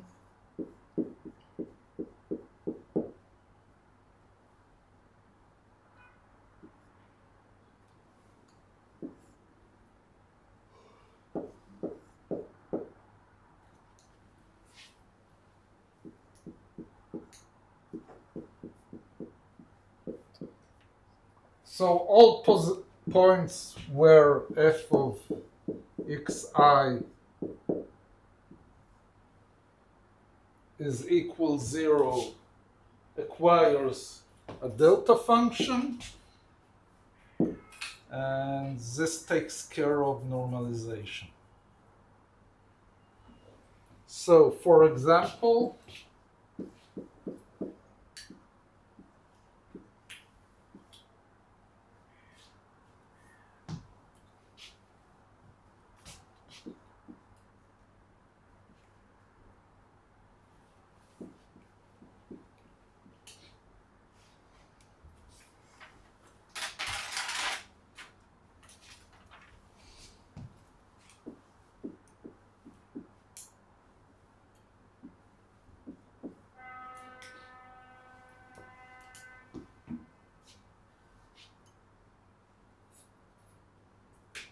okay. So I have 2 points.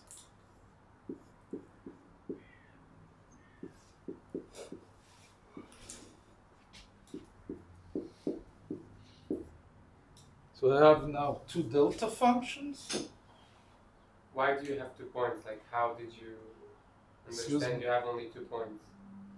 Because this guy goes to 0. Let's go back to 10th grade or somewhere. Okay. A parabola can cut the x only at 2 points. A polynomial of nth degree will cut at any point. Could cut, not necessarily would cut. And the division here will be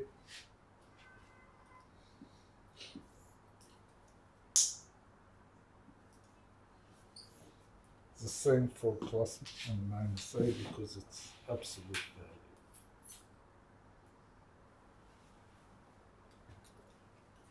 Because I enter x equal a and x equal minus a.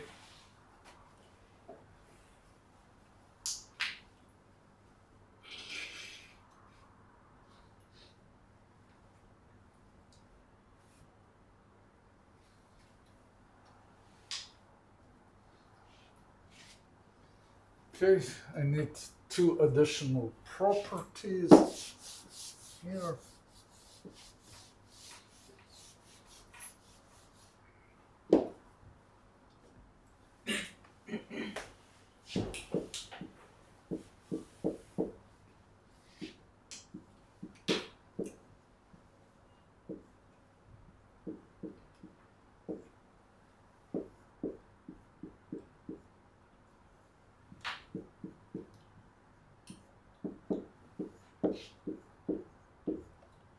The same.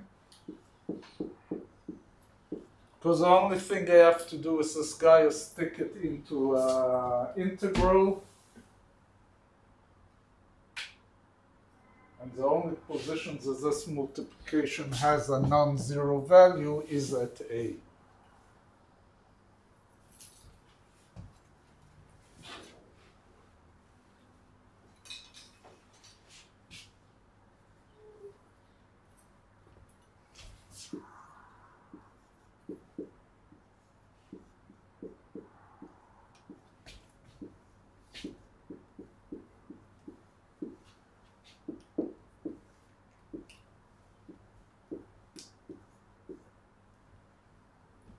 not so trivial.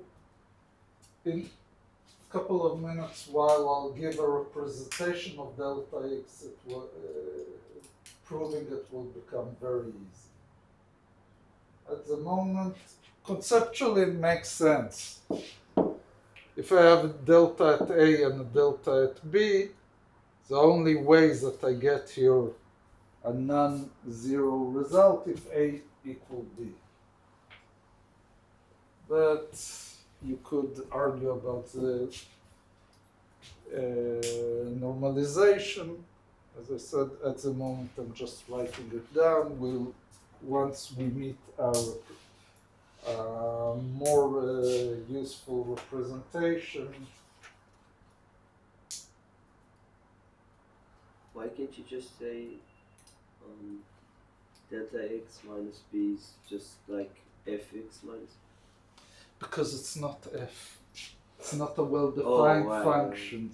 Yeah. So therefore, at hand waving, yes, great. Yeah. But if you show it, if you're studying mathematics and argue this way, you'll be thrown out because f has to be a well-defined function in order for that to make real sense.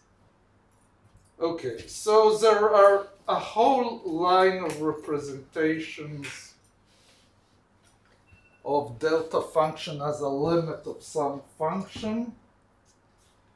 I'll introduce one and some development of this definition.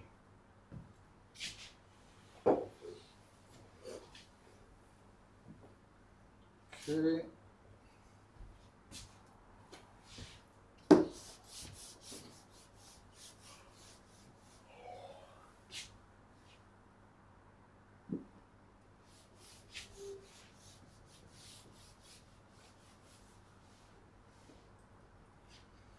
So,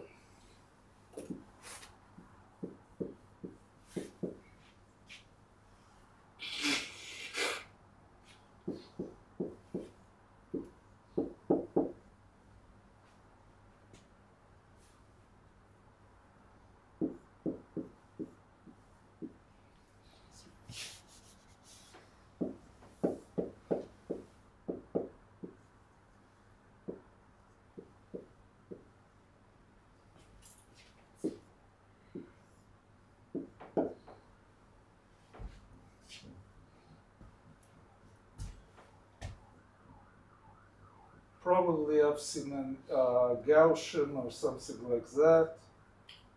Haven't seen. See. But I want to work with this guy because this guy will bring us to the Fourier transform. Okay.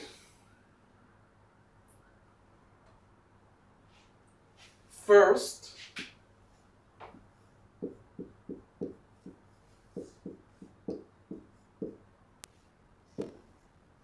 does this work?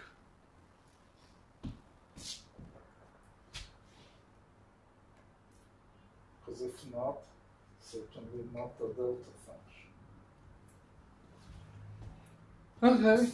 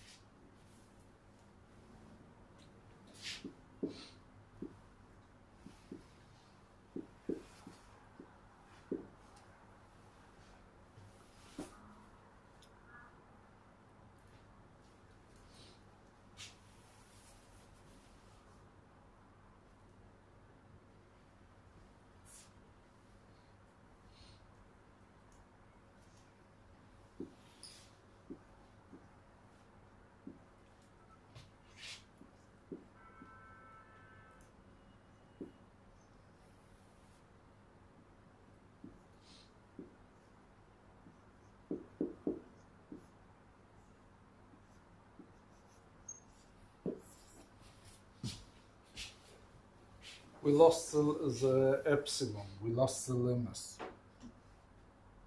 Oh, but you have to multiply by epsilon.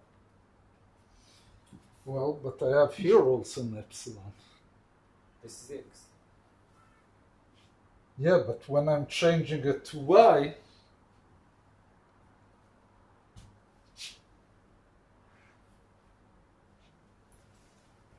this becomes y. Yeah, but dy dy, is dx divided by epsilon. so dx is dy multiplied by epsilon. So When you change dx, you have to put I dy. have this guy here. Yeah. So y Oh well. x over epsilon, I lost epsilon. Okay, so life becomes simpler. No limits, no nothing. I have to solve this integral. How's your proficiency in complex numbers? Complex integration?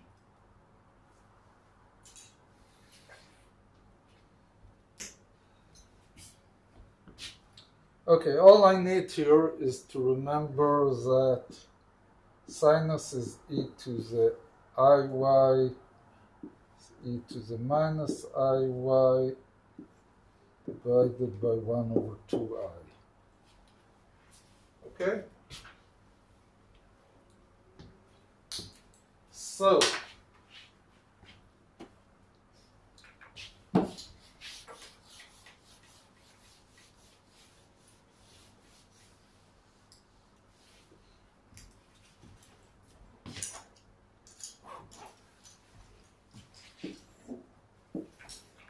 complex plane. Okay? I want to do actually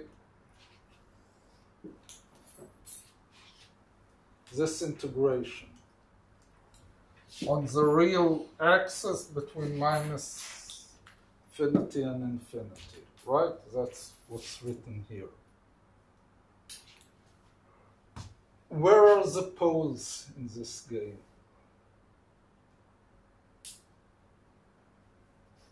Poles is a position where I get, where here I get 0, right? A pole is stuck here.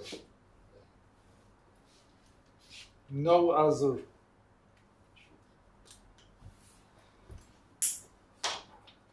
I'll take my Cauchy trajectory and close it here.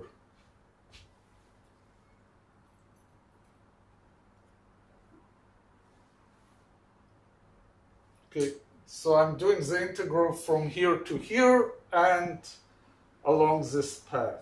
What is the contribution of this path?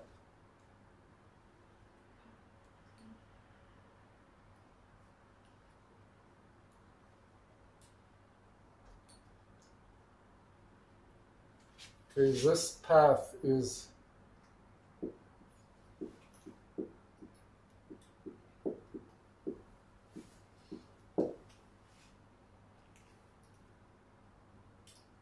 I cannot see what you read.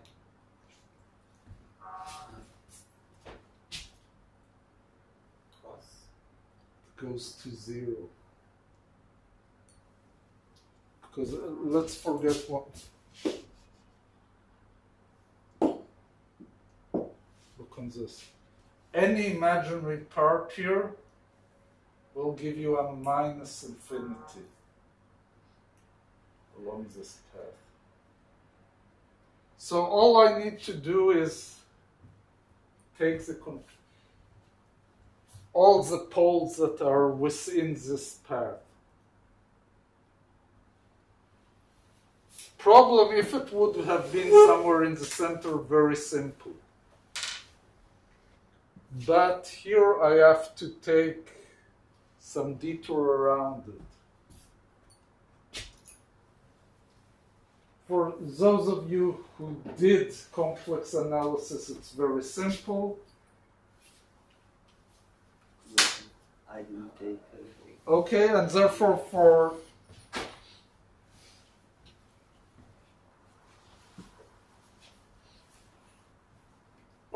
all you need to know here is that you're taking half of the contribution can be proven. Half of the contribution is pi times the contribution at 0. So all you get here is 1.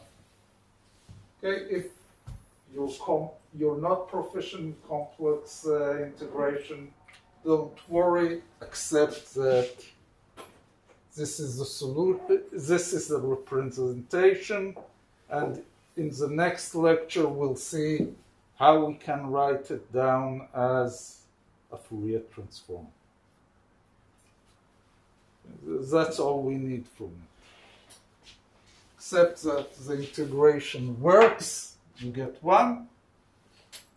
If you just plot it, if epsilon is finite, you have a function that behaves like this with a peak at 0, and as epsilon goes to 0, this peak becomes narrower and narrower. Okay, and next lecture we'll take this guy and rewrite it somewhat differently, and we'll get the most useful representation of the delta function. And then we get a connection between the x operator to pivot operator? No, then we can present the delta function as a Fourier transform of a constant.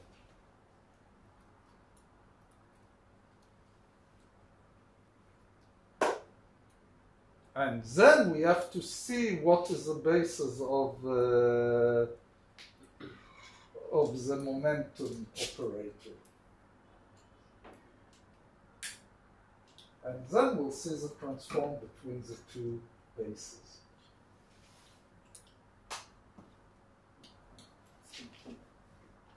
And they don't have communication between them?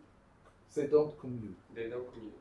Well, we proved that they don't commute, actually. Not using the... We showed that x times p is not equal to p times x. So we know that they don't commute.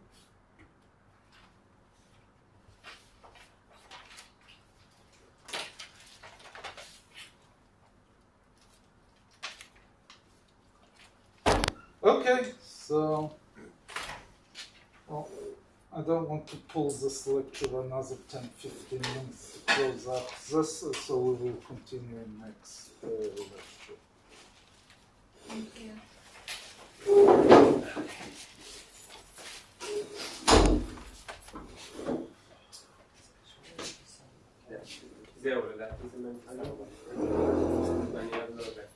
If we say that, okay, we know that from